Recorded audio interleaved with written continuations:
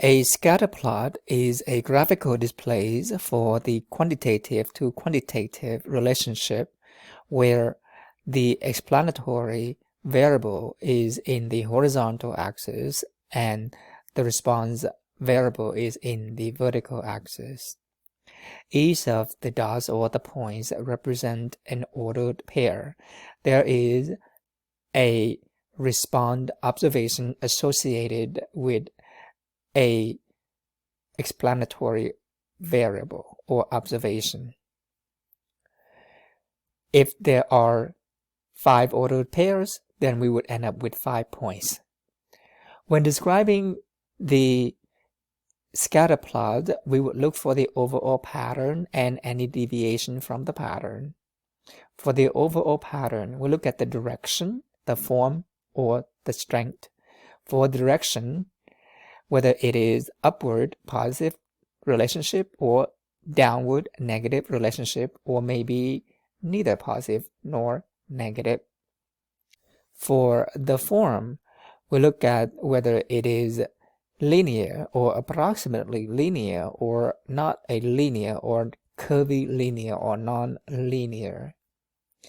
In this class, we will focus on linear association.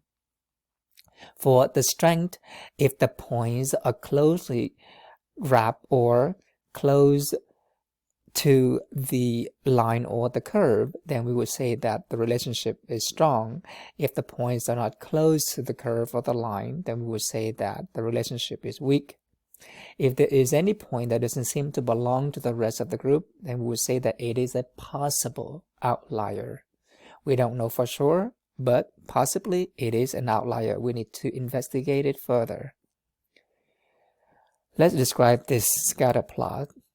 Always read the graph from the left to the right. If we read the graph from the left to the right, we see that as the explanatory observation increases to the right, then the response observation increases as well. As a whole, we see that this graph or scatter plot has a positive association, and that is the direction. For the form, it seems to fit a line, although it is not a strong association here, because even though the points are close to the line that we draw, imagine that you draw a line that comes close to most of these points. Not all the points are close to the line that we draw. There seem to be 2 outliers here, and these are the possible outliers. For now, we can only say that there are possibly 2 outliers here. We don't know for sure unless we investigate it further. For this graph or scatter plot, we see that there is no linear, the form is not linear, but if we were to connect them, we see that there is a parabola, the graph of a quadratic function, parabolic form. And if we were to draw a parabola, then we see that the points are close to the curve, so there is a strong relationship here. And it is neither upward or downward.